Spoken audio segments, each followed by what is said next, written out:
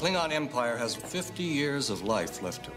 To offer Klingons a safe haven within Federation space is suicide. They're animals, Jim. They are dying. You, Captain Kirk, are to be our first olive branch. Me? The galaxy stands at a crossroads. This is the Starship Enterprise.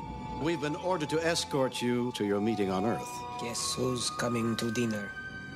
I have so wanted to meet you, Captain. One warrior to another. Right. On the verge of peace. The undiscovered country. The future.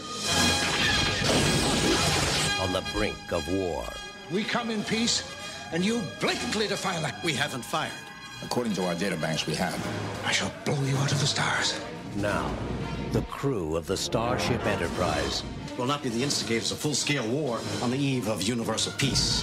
They're coming about. Battle stations. fights not to win battles, Incoming. Signal our surrender. Captain? We surrender! but to end them forever.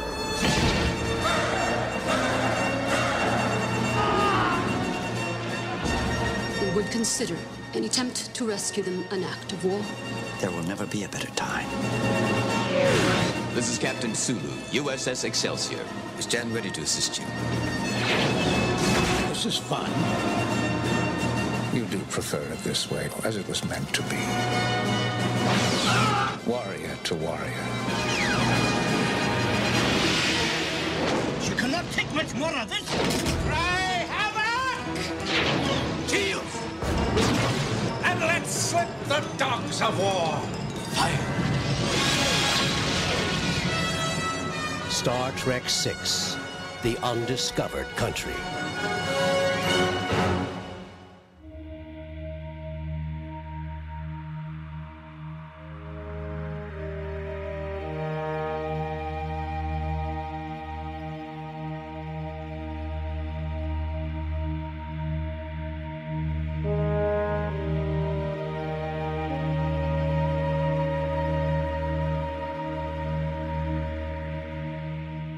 Rewatch Podcast presents the Star Trek film series Rewatch. Join us each week as we head into the final frontier aboard the Starship Enterprise. Send your thoughts to the rewatchpodcast@gmail.com. Join us at our Facebook page, facebook.com/rewatchpodcast, and follow us on Twitter @rewatchpod.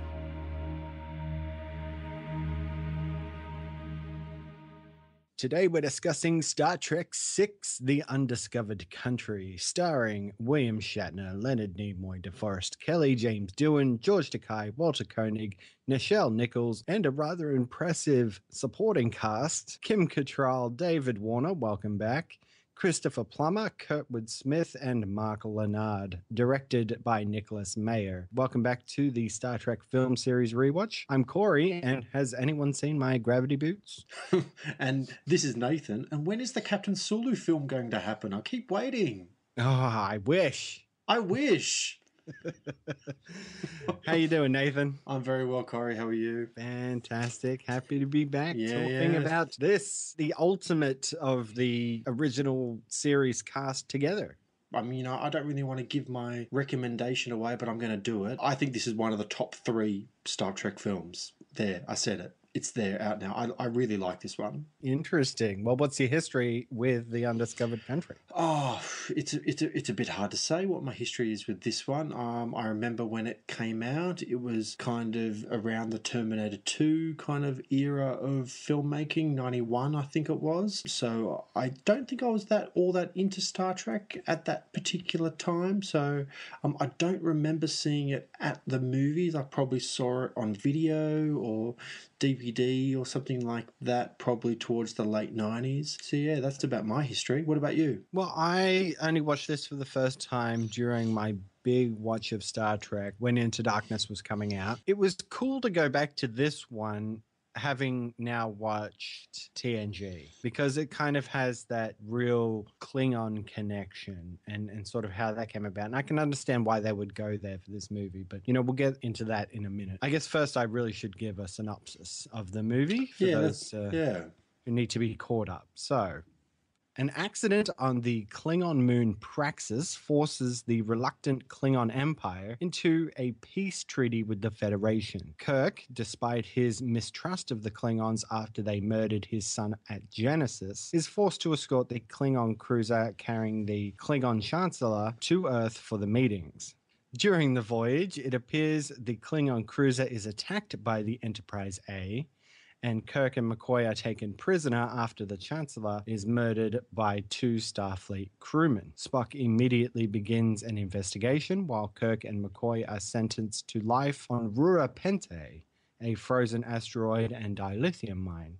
Meanwhile, Spock has discovered a Klingon bird of prey that can fire when cloaked and is under the command of Klingon General Chang. He also surmises that the 2 assassins came from the Enterprise. A rescue of Kirk and McCoy is successful, after which they uncover the conspiracy among Starfleet, Klingon, and Romulan officers, whose plan is to incite a full-blown war. The Enterprise and the Excelsior, under the command of Hikaru Sulu, head for a deadly rendezvous with General Chang at the Peace Summit to prevent war from breaking out. They save the president and restore peace to the proceedings, allowing the Klingon Chancellor's daughter to regain faith in humanity, as does Kirk towards the Klingons. That's right. So, yeah, like I said, this is an interesting plot for the movie. Yeah, I think this is an interesting film in the Star Trek canon, especially with such acting luminaries such as, Christopher Plummer as General Chang in a very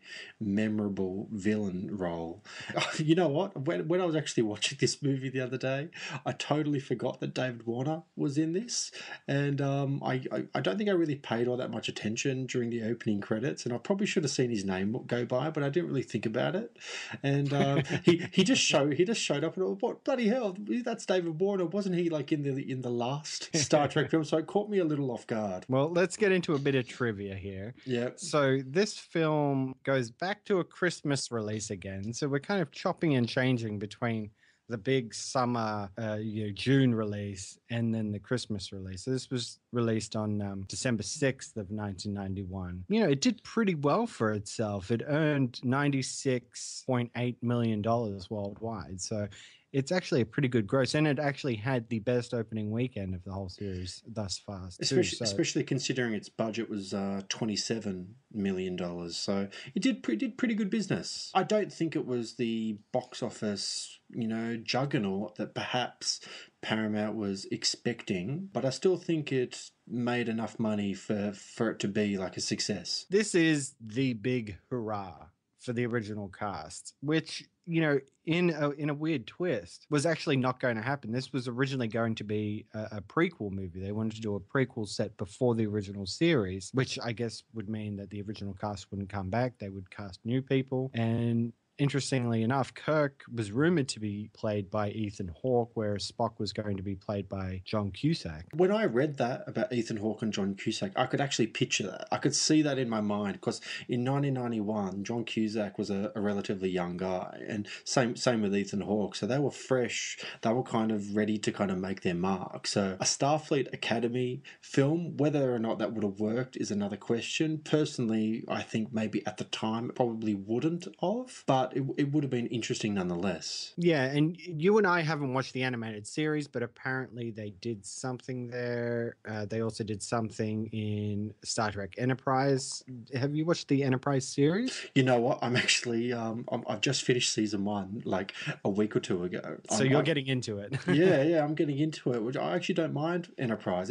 I'm warming to it. I didn't like it when it first came out, but I'm warming to the show as it kind of goes on. But just going back to this Starfleet Academy idea, apparently the story was that Leonard McCoy, as in DeForest Kelley, was meant to be in it, and he was meant to be addressing like a lecture of Starfleet Academy kind of students and recounting his encounters and all his stories about Kirk and Spock, and then obviously they would flash back to the early days, and that was the premise of how they were going to get to the early days. So it would have been interesting to see that happen. I'm kind of glad it didn't in some ways, but I think the Star Trek certainly would have gone in a very different direction if it did happen. Yeah, I really don't like that kind of structure in a movie. of, you know, an original cast member of something sort of telling a story and it flashing back. There was a god-awful sequel to Psycho 4, where they did just that. They got Anthony Perkins in and he told stories about his younger years, and the movie was set before the movie Psycho. Ugh. Oh, is that really the premise? Is it? I've never seen Psycho 2. Well, that's Psycho 4. Oh, Psycho 4. Sorry, my mistake. Don't get me started on Psycho 2 or 3. But yeah, you know, I'm not a big fan of that structure. But, you know, at the end of the day, Star Trek 2009 is a prequel in a sense. You know, there's time travel and stuff in there. But, you know, it's totally a prequel, and there's some continuity errors, especially in this film. And like, without kind of going too deep into it, because I mean, it's opening up a bit of a rabbit hole. And truthfully, Cory, I'm a bit of a believer in just letting sleeping dogs lie a little bit and just moving on, rather than overanalyzing things. But there's a sequence in this film that's a bit ridiculous when I think the communicator's broken on the Enterprise, and Uhura is trying to communicate with the Klingons. Rather than Uhura being like a communications expert and actually being able to speak Klingon, they've got like all these books open and they're trying to like communicate, and it's like this rubbish kind of sequence, and they end up communicating something really ridiculous. But if you actually fast forward to the prequels that were made in 2009 and 2013, I think it was, Into Darkness, they clearly tell you that Uhura is like some linguistics expert who can speak several languages, and there's actually a sequence where Uhura actually speaks Klingon to Klingons in Into Darkness. So again, it's a bit of a rabbit hole, and I try not to go down there because it opens up a can of worms, but it's a bit of a continuity error, but that's okay. That's okay. And I guess you can hand wave to that it is different because it's technically a prequel, but it's not too. So, yeah, stuff changes, but whatever. Yeah, you're right. It's a rabbit hole. Don't go down it. It was just, yeah. I mean, obviously we're going to talk about it more once we get there, and I don't want to go too far into it, but do you consider the new Star Trek films reboots? Like, are they tied to the timeline of the motion picture and the next generation films? Yeah, well, it's like you said, we're going to get to those films. Yeah. Yeah, I kind of think they're tangentially related. It is a reboot. Yeah, I think it is. I think it is a reboot. Yeah, it's their way of getting around being a super reboot in a way. Anyway, we'll get to that. Yeah. Okay, on another point. So Michael Dorn appears in this movie as Worf, right? And it's not explained in the movie that he's not Worf from TNG. No.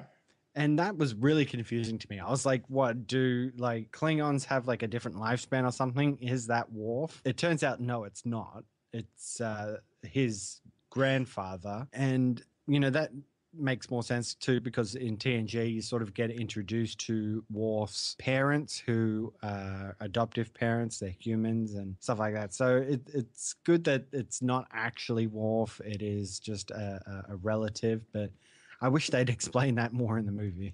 Now, this is another little story that is completely a bit of a sidebar, but apparently the Al Pacino film Frankie and Johnny was actually being filmed in the same studio at the time, and it actually required Al Pacino to have a surprised expression on his face after opening a door, and apparently director Gary Marshall arranged for Captain Kirk and Mr. Spock to be on the other side of the door that Pacino opened. I know it's a bit of a silly story, but it's quite a nice story too, because like, can you just imagine Pacino's face when he saw Captain Kirk? like he's such a serious actor as well. Like it would have been quite funny at the time. And that bit of trivia actually makes me want to see Frankie and Johnny, because I've never seen it. So that's the one with Michelle Pfeiffer, yeah? Is that right? I have no idea. Never seen it. Don't know anything about it. So it'd be interesting to sort of go through the movie and try to pinpoint the scene. You know what, man? I'm sure if you put it on and put the commentary on, I'm sure they'd be able to tell you exactly what scene it actually happened. Yeah, probably. Okay, so another person who appears in this movie out of nowhere is Christian Slater. It's like his appearance in Austin Powers. You know, you just like, Is that Christian Slater? What the hell? And doesn't he appear like in the shadows as well? Like he's knocking on Commander Sulu's door and he kind of wakes up Sulu in the middle of the night to give him some kind of bad news or something like that. And he stands in the doorway and he kind of gives off all these lines, but it's clearly Christian Slater and you don't see his face at all. You just see like a silhouette of him, but obviously his voice is so unique. Yeah. It was, honestly, this whole movie, I think, is a bit underlit. I mean, that scene specifically because it's like Sulu's just sleeping, so he's got the lights off. And then Christian Slater just like saunters in to wake him up. And you're right, like no lights get turned on or anything. It doesn't illuminate his face. So you really have to like sort of squint at it and go, holy shit, that's Christian Slater. I know. And the reality is this is Christian Slater walking off the set of, Pump Up the Jam and Heathers and all those kind of movies as well. And like he was a bit of a star at that time. I mean, his star had kind of waned like as the 90s kind of continued. But in the late 80s, 90s, Christian Slater was a big star. So, I mean, I kind of get the impression he was a bit of a fan and he just wanted to make a cameo. Yeah, it turns out that his mother, Mary Jo Slater, was the casting director of this movie. And since he was a bit of a fan, I guess maybe she thought it might be a good way to sort of boost up the appeal of the movie if people were like, oh, well, Christian Slater's in this movie. I guess we'll go and see it. And then, of course, the ultimate cop-out is that he really does nothing in the movie except wake up Sulu from sleep. And doesn't Sulu kind of get the shits a little bit at him too? So on a bit of a serious news regarding the trivia of this, this was actually Gene Roddenberry died, give or take, around the production of this movie, and I kind of get the impression he passed away under not great circumstances with Star Trek, because the story goes is that Nicholas Meyer actually met with Gene Roddenberry following a rough cut screening to fulfill Roddenberry's role as creative consultant. Roddenberry, who was actually in failing health at the time, was bound to a wheelchair and had to be hooked up to an oxygen tank. Despite his frailty, Roddenberry actually demanded certain cuts to the film and, according to Meyer, engaged him in a heated argument. Roddenberry actually died several days after the meeting, and Nicholas Meyer has actually expressed deep regret over his behaviour in the meeting, not realising just how sick Roddenberry actually was at the time. It's a shame, really, isn't it? It is a shame, and you know what, man, as much as I'm kind of saying how much I like this movie as a Star Trek film, it's probably the least Star Trek of them all. Like the behaviour of some of the characters and the behaviour of how things kind of happen in the film is not really the Star Trek kind of ethos. I mean, Gene Roddenberry was very famous for kind of setting a bit of a idealistic kind of future where there was no racism or bigotry, or everyone was kind of united for the common cause and whatnot. And this film kind of steps on that ethos a little bit. And I know, like, when Roddenberry read the script for this film, he hated it. He absolutely hated how the Klingons were represented in this villainistic kind of way, and the way Shatner kind of treats them, and like he's a bit of a bigot towards the Klingons. He doesn't like them at all because of the treatment of how they killed his son and various other things. But I don't think Roddenberry left on very good terms, which is really sad because, I mean, Star Trek is Gene Roddenberry. I mean, he started the original series. He was the driving force on the movies and actually keeping the spirit alive. And without him, none of these movies exist. At the same time, William Shatner was also quite upset with Nicholas Meyer as well, because after he says the line, "Let them die," during his conversation with Spock, he was supposed to have almost like a sense of remorse from having said that, like a realization that, oh, is that really how... It's meant to be like a reaction, as if it was like a rush of blood, meaning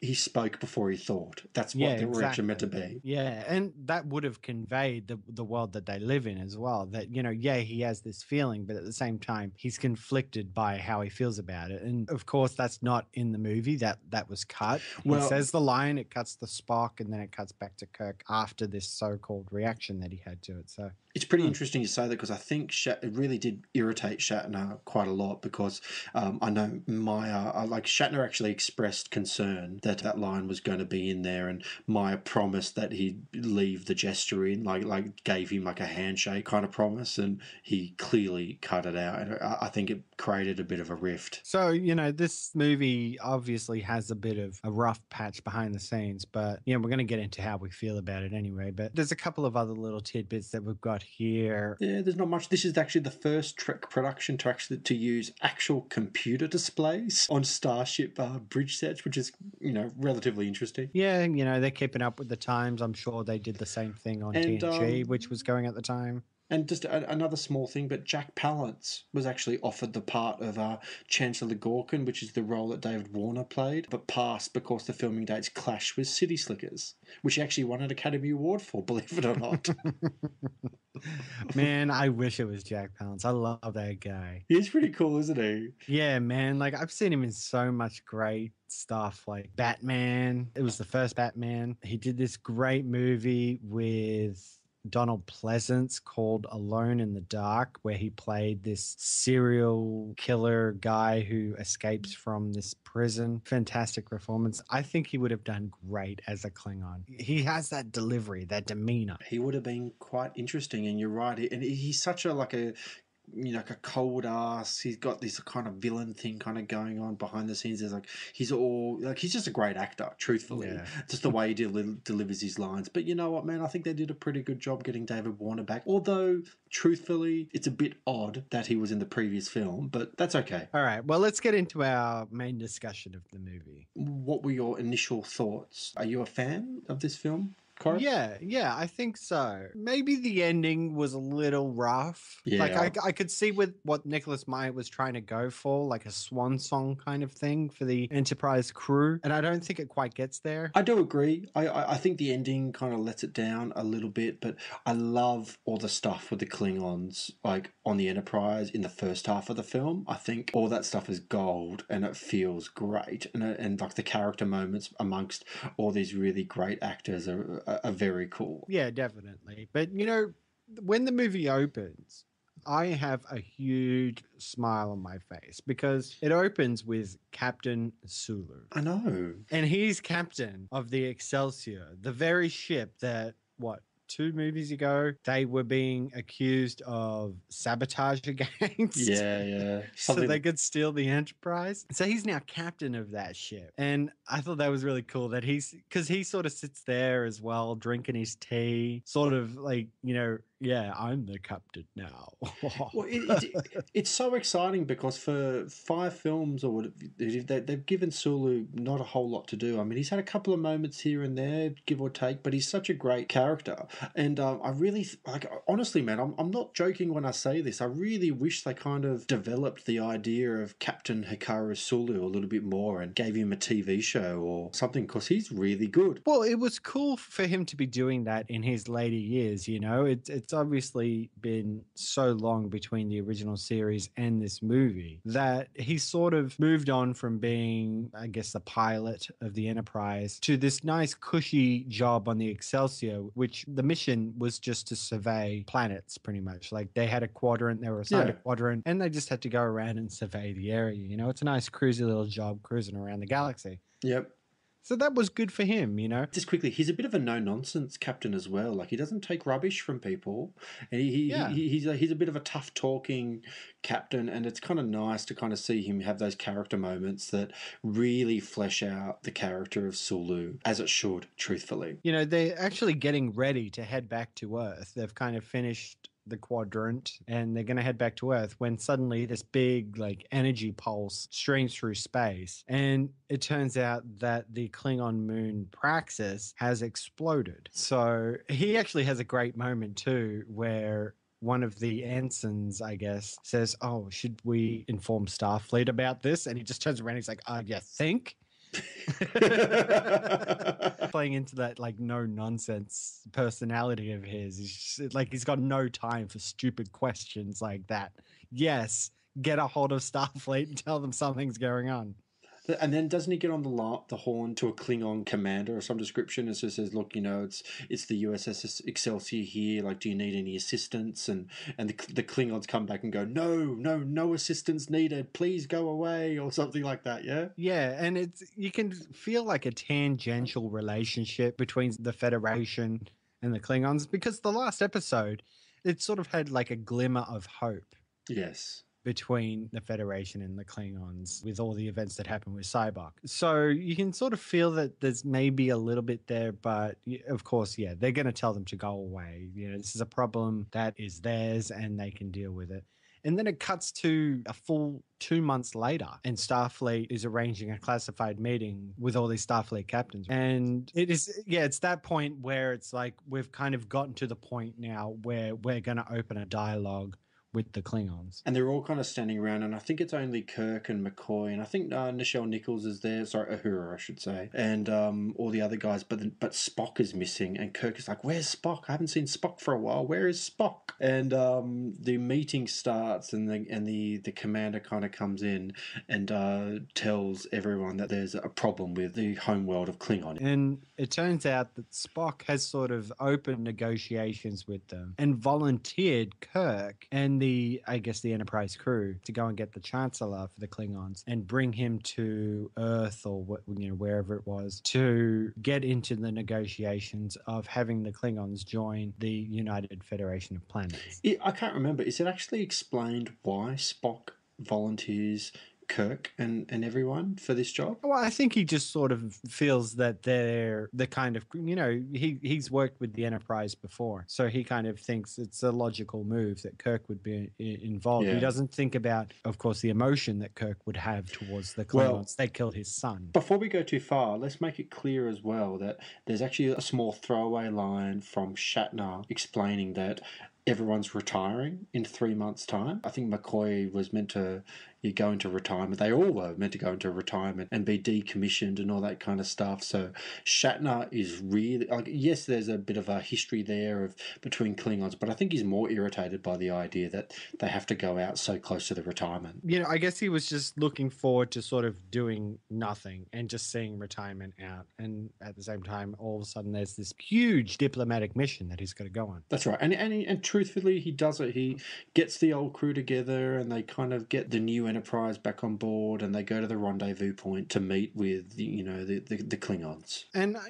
have to say it's a little bit off about his reaction to the mission in that suddenly he's totally devastated about what happened to David because, we never really saw any repercussions from that. Yeah, I mean, the Klingons killed his son, but the story kind of just moved forward from there. He didn't really massively react to anything like that. Don't forget, at the end of Final Frontier, it was the Klingons that came down and saved him on that wherever he was. Like, do you remember, like, right at the end on the God planet, the Klingons came down and they zapped him aboard? Yeah, with the help of Spock, of course. But of course. Exactly. So suddenly there's this animosity that he has towards the Klingons for killing his son. And it's like we were saying in the trivia, that he was supposed to have a reaction to the fact that he says, let them die.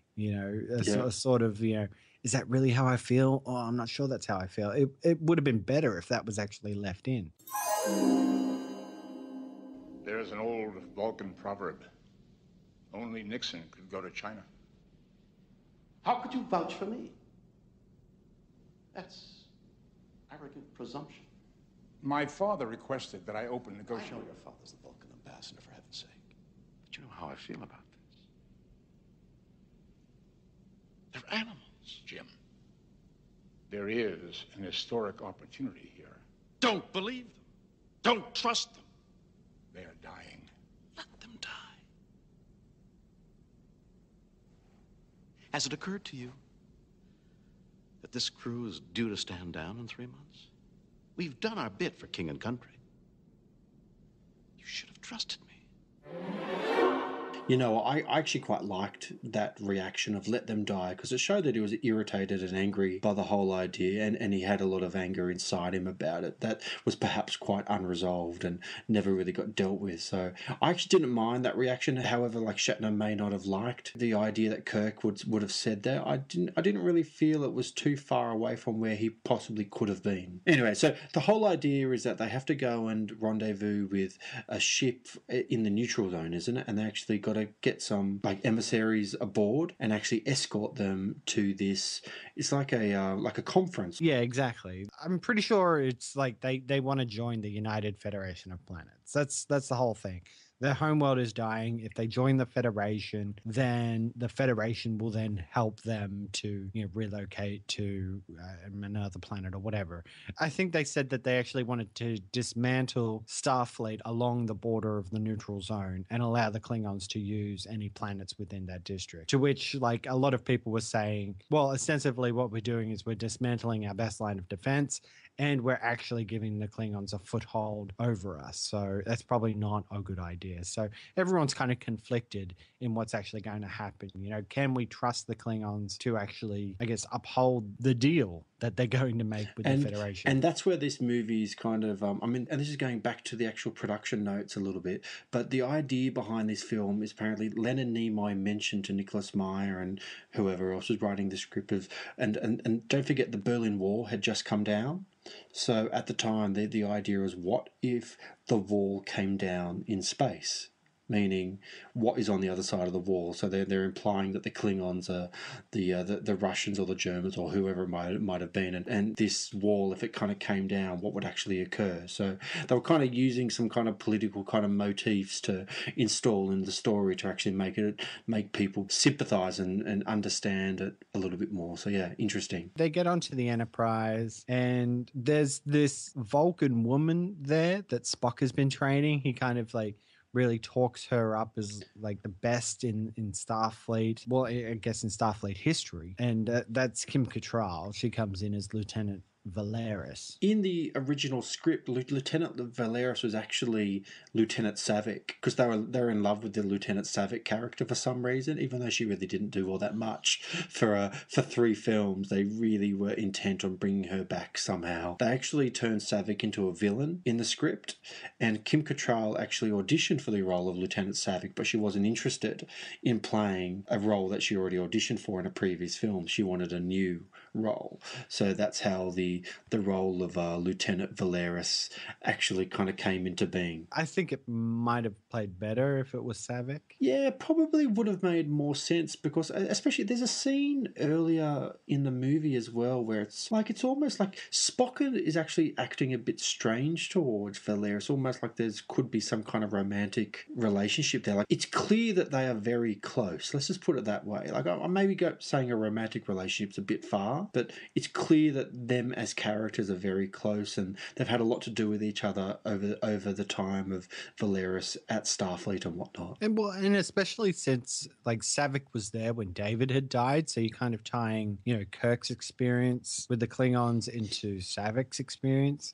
So when it ultimately comes around that Valeris was involved in the plot, it would have made more sense that it was Savick. So at the end of the day, it is what it is. So they go out to pick up the Klingon Chancellor, and that is David Warner, who is back. He was in the last movie playing a human. This movie, he's playing a Klingon. And to be fair, too, his role in this is a lot more meaty than anything in The Final Frontier. I actually think he does a pretty good job in this. And when the Klingons kind of come aboard the Enterprise, especially with Christopher Plummer, who doesn't really look like a Klingon, does he? It's an interesting idea that even though you've got a different like humanoid species in the Klingons, they still seem to have like different races amongst that species, the same way as humans do. Yeah. And I don't know if it could be a little bit racist, but yeah, he plays this Chang character. It's unusual that they would go for, I guess, an Asian race of Klingon yet still have like a really earthbound name for him. Yeah, you're in right. Chang. Like, why wouldn't they just do like they do with all the other Klingons and give them names like Kla or Klorg or whatever? But Chang's odd, isn't it? And he doesn't like he's so different to all the other Klingons as well. Like physically speaking, and this is not being racist. This is just making an observation. He's a really different Klingon. David Warner is called Gorkon. Like, you know, why can't you just make up a name like that? Yeah. Why is it Chang? It's super racist. Oh, totally. But that's okay. So the Klingons come aboard, they have dinner with the Enterprise crew, and it's this uncomfortable kind of, you could tell that a lot of the original crew don't really want to be there. And as soon as the dinner is actually over and they beam off board, everyone literally slumps back and are relieved that they're all gone, aren't they? They like Chekhov and Uhura all look at each other and just go, man, I can't, like, thank God that's over, kind of thing, you know? Could you smell them? Can you believe the way that they eat? Yeah, that's right. And that you're like talking about being slightly racist and a little bigoted towards people. Like, it's like making observations like that is a bit uncool and a bit to be totally like over the top by it. Yeah. I did like the touch that they break out the Romulan ale. Yeah, that was nice. And you know, it's illegal, and they even bring up the point. They're just like, well, Captain Kirk, I believe that Romulan ale is illegal. And he goes, well, you know, it's one of the perks of being a captain in the Federation. So that's right.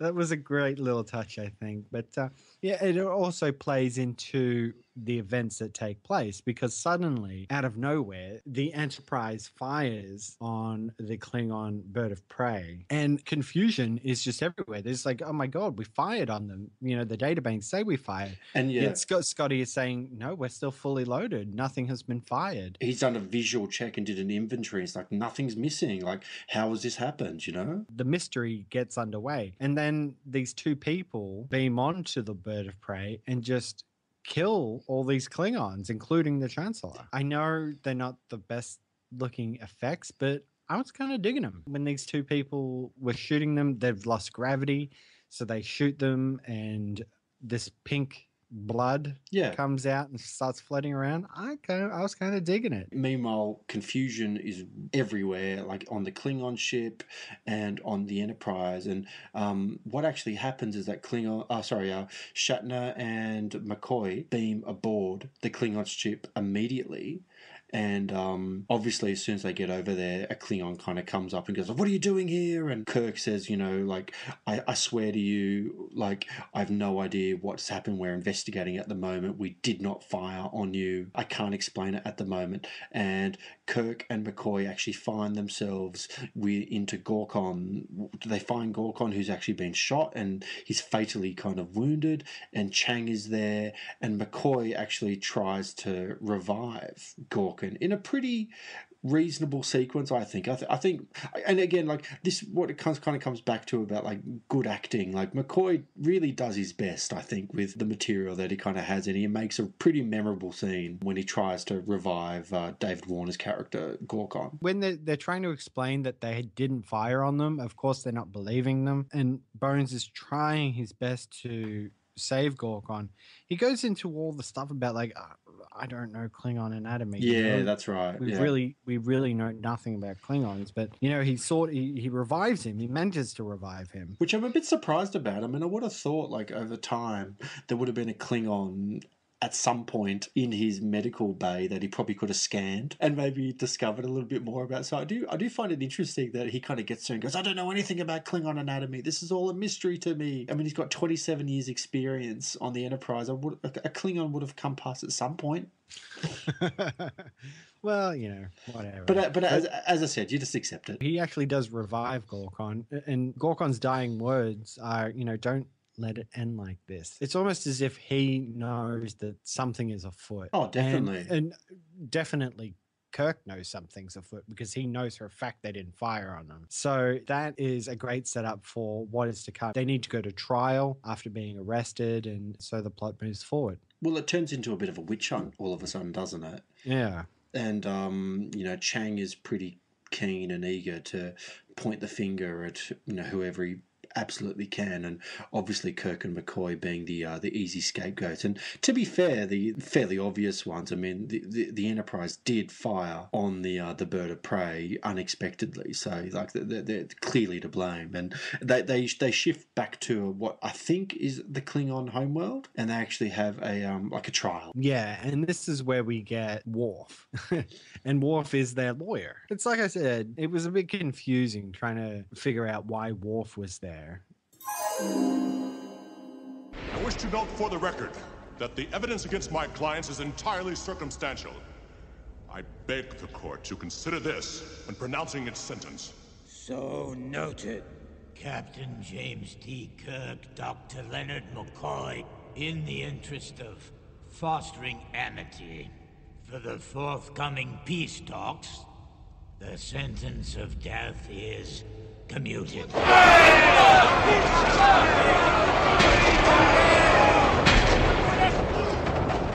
It is the judgment of this court that without possibility of reprieve or parole, you be taken from this place to the dilithium mines on the penal asteroid of Rurapente, there to spend the rest of your natural lives.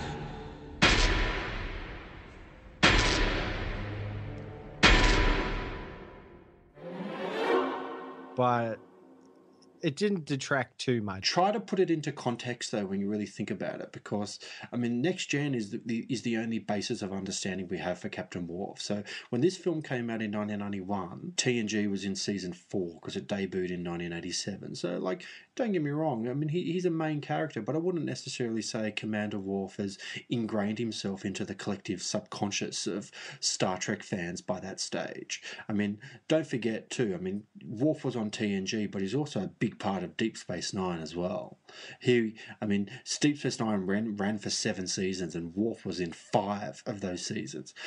Worf also kind of co-starred occasionally on various other kind of Star Trek entities. So, as I said, in 1991, the context for Michael Dorn as Commander Worf probably would have been slightly different to what it is now for what we think of it. But, you know, they get sentenced. They don't get sentenced to death in the interest of the negotiations that are going to go ahead, but they do get sent to this gulag. Yeah, that's right. On Rurapente, which is this asteroid where they mine dilithium. And that's a cool little tie-in too, because we know that starships need dilithium crystals in order to operate. So sure, you know, there's this mine where they have to get it from. And then while that's going on, Spock is mounting a investigation into what actually took place, because nothing at this point is making sense. Absolutely nothing at all. And they go on this big hunt all over the Enterprise to try and find the gravity boots. Of course, the description that they kind of keep getting is that these 2 people with gravity boots, the gravity was turned off, so everyone couldn't do anything, but the 2 people stayed on the ground, which implied that there must be some boots on board because nothing has left the Enterprise. So Spock and the team invite the ship-wide investigation, and they actually find the boots. Well, before they actually find anything, there was an interesting line where Spock says, as an ancestor of mine once said, if you eliminate all possible scenarios, then the impossible is true. Yeah, that's right. Which is, of course, Sherlock Holmes, right? So it's almost saying that Spock, in his human heritage, is somehow related to Sherlock Holmes. I never thought of that, but you're right. He's kind of making that comparison, isn't he? Yeah, and immediately it just made me think of Into Darkness because of Benedict Cumberbatch, and of course he's huge for playing Sherlock. Yep. So that was weird. It does lead to the investigation that they're going to mount. The impossible being, if they didn't fire, then another ship had to fire a bird of prey. But a bird of prey can't shoot while cloaked. Well, all evidence suggests that this one can. So they know for a fact that the Klingons have a bird of prey that can fire while cloaked, and that whoever went over there with their gravity boots must have come from the Enterprise. So we then shift back to the Gulag with Kirk and Shatner, who are fighting for their lives at every turn amongst this very kind of colourful array of aliens that we've never met in a Star Trek universe before. Yeah, like they're literally fighting for their lives, like getting harassed by absolutely everyone, working a stupid amount of hours and being treated really badly by everyone. I think doesn't the prison guard actually say to them as they go in, like, if you work, you live, if you don't work, you die, or something like that? Is that right? Yeah, if you don't work well, we'll just let you go on the surface, at which point you will die because it's frozen out there. But fortunately, they meet what appears to be this beautiful woman named, I can't remember what her name is, but she's played by the actress Iman, who was a very famous model in the 90s who actually went on to marry David Bowie. So, yeah, and they form some kind of friendship with her. After a sequence where he fights this alien, kicks him in the knee, only later to find out that not all species have their genitalia in the same place. They meet this woman, and Kirk gets a little saucy with her at one point. He does a little bit, and it turns out that well, actually, I shouldn't go too far ahead, but Aman, actually, her name's Marsha. That's it, Marsha, and she's a shape-shifting alien, but we actually don't know that yet because Marsha actually she's kind of in cahoots with McCoy and Kirk, and she's going to try and escape. But little do Kirk and McCoy actually realise, but Marsha is actually in cahoots with the Klingons. Yeah, exactly. So while the investigation is going ahead on the Enterprise, they are also heading to Rora Penthe because Spock is positive that Kirk will find a way to get outside of the jamming signal range. And he later drops the line that Spock had put some sort of tracker on his back. Yeah, that's right. Yeah, and I was like, what? They didn't like search these prisoners before they put them down there? They just send them down there with the clothes on their back? Yeah. Give them a nice warm coat. Yeah, I know. That's right. But whatever. So they get out of the gulag with Marsha, and I think a couple of things happen, don't they? And they do escape, and they end up getting back to the Enterprise because Spock beams them out of there. They've undergone this investigation. They found the gravity boots, but it turns out that the two men who had actually done the deed have been killed. They go into this whole elaborate thing about how phasers can't be fired. Don't they set a ruse, though? Don't they, they know that the two people have been killed, but they don't let anyone know that? Yeah, exactly. Because it's like, you can't fire a phaser on kill in the ship because it sets off the alarms. So these two men have been killed at close range while the phaser was on stun. Yeah. So it's like a tricky way around it. They put like a set of gravity boots in another ensign's locker, but, he's an alien and his feet wouldn't fit into it. And later, Scotty ends up finding them in an air duct. The second set. Yeah. And once Kirk is back on board, they kind of figure out that it was Valeris that was behind the whole thing. It was Valeris. And to say Spock is disappointed is an understatement. In fact, there's a rare display of anger from Spock. It actually shocked me a little bit that the sequence when Spock is confronting Valeris and he actually gets a little physical with her, and he does he mind melds with her, but it's like forcing the mind. It actually made me feel a little uncomfortable. Actually, I didn't really like the sequence that much because it almost felt like I don't really want to use this word, but it almost felt like he was kind of raping her a little bit. Yeah, I can see what you mean by that. It was like a full-on interrogation. Like he was willing to do anything, no matter how uncomfortable she felt about it, to get the information that they needed.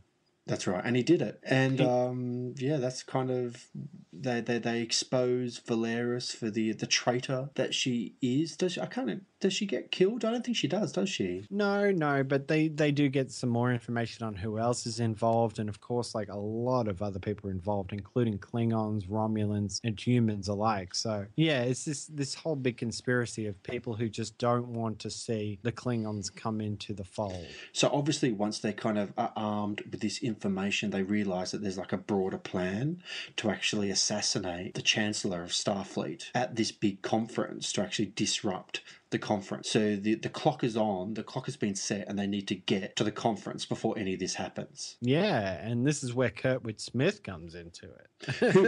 who has the best makeup ever in this, film. He looks great, man. And if you know the show, that 70s show, like Kurtwood Smith's kind of cool. I quite like him. I mean, I always remember him from RoboCop. He's a quintessential that guy, if you know what I mean. He's been in so many movies. Yeah, the plot's going ahead. They're going to assassinate the president. But, of course, the Excelsior comes along, and Sulu is happy to help Kirk. He knows that there has to be something else going on here. So armed with all the information, plus the Enterprise and the Excelsior and all its crew, they go in and they save the president from assassination. They do. They capture all the people that they know were involved. Then Kirk has a bit of a nice moment with the Klingon Chancellor's daughter, who I guess she was sort of in the background, sort of feeling that maybe she had to do right by her father in seeing that his murderer was killed, who, of course, she had no choice but to believe that it was Kirk. So when she comes around, she sort of realizes that in needing peace, that this is a reasonable explanation. And of course, Kirk comes around and says, look, I feel the same way in regards to what happened to my son. We need peace amongst our people. So it's an all right ending. What's happened? What's the meaning of all of this? It's about the future, Madam Chancellor. Some people think the future means the end of history. Well, we haven't run out of history quite yet. Your father called the future the undiscovered country. People can be very frightened of change.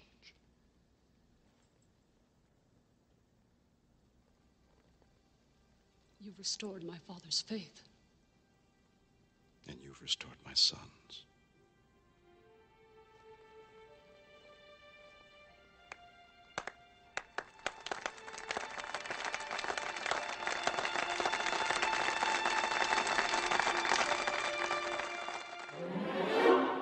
Yeah, it was okay. I mean, we actually didn't really talk too much about the destruction of, Mr. Chang and his bird of prey and all that kind of stuff. But that just kind of happens as the movie kind of goes on. Like, to be honest with you, the Chang character kind of disappears into the background a little bit, especially in the second half of the movie. It's certainly not as prominent as it was in the first half. So, I mean, don't get me wrong, he gets his comeuppance, if you know what I mean. But I wouldn't necessarily say it's the strongest part of the movie.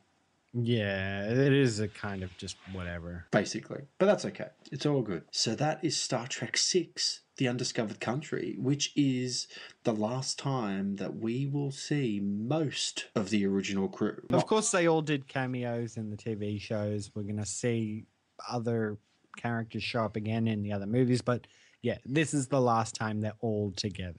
Yeah, that's right. So I know this is DeForest Kelley's last time as McCoy, which is sad because he was really one of the strongest parts of Star Trek. And I mean, we all know Spock kind of, went on to various kind of other things and to include himself in these new reboots as well. So going back to talking about timelines, which we'll get to once we get to those movies, but it'll be interesting to kind of get there. Yeah, and it's interesting too that even DeForest Kelley made an appearance in the TV shows, but that was before this movie. He actually did appear in the first episode of TNG. He did. So, yeah, right. So you can look at it and go, yeah, no, he did do another thing, but no, that was actually before this movie. And like everyone else, sort of made an appearance in other means. So, is that the only time he appeared outside of the movies? Was in that first episode of TNG? Yeah, he never appeared in another episode of TNG. I know that for a fact. So, wow. Yeah, you're right. This is his last appearance as McCoy. Yeah, and then obviously he gets, we'll talk about the later films when we get there, but who's the actor that plays him in those films? The guy that played Dredd. Carl Urban. Yeah, who does a really good job imitating McCoy. So anyway, it's all good. All right. Well, I guess moving on to our civilians log, we do have just the tiniest little thing again from Dewey Lindley, who we heard from last week. And Dewey says, I'm really loving Cory's impressions. Do you take requests? Can't wait for the Counselor Troy impressions. I'm looking forward to that as well. Oh, and I was, because this was on Facebook. So I was like, oh, seriously? You like my impressions? They're terrible. And Julie was like, no, I like them. They're good. Nice. So thanks for that. Keep the feedback coming. It's good. Okay, so moving on to Who Said This, a great little game we're playing on our social media. This week, if you think you know who said this in Star Trek VI, The Undiscovered Country, then send it on over. But did you want to give me a count in again? All right, you ready? All right, 3, 2, 1, scene. Second star to the right, and straight on till morning. You know what, man? I reckon that was one of your best. Oh, God. And, we didn't talk about this in the main discussion, but yes, that is a Peter Pan line. And for unknown reasons, it was referenced in this movie. It is a little bit. It was a movie. I think I chose the quote this week, didn't I? So I pulled it out. It's a pretty famous line though for this film because anyway, we'll talk about it in the next episode, but that's all right. So if you think you know who said that, then hit us up on our social media, and if you're on Twitter, use the hashtag Rewatch Quote so we can find you and get involved. It's a lot of fun. And next week's episode, we're going to be talking about Star Trek Generations. Getting into TNG movies, I know. Strangely enough, just like the original series, didn't come until after TNG finished. So, really looking forward to that. Yep, we've got, Generations and then Insurrection? Or is it First Contact directly after that? I can't remember. I think First Contact is after Generations and then Insurrection and then Nemesis, I think. I'll have to check it out. But take your word for it. Whatever's the next disc in my Blu-ray box set, that's the one. That's the one that goes in.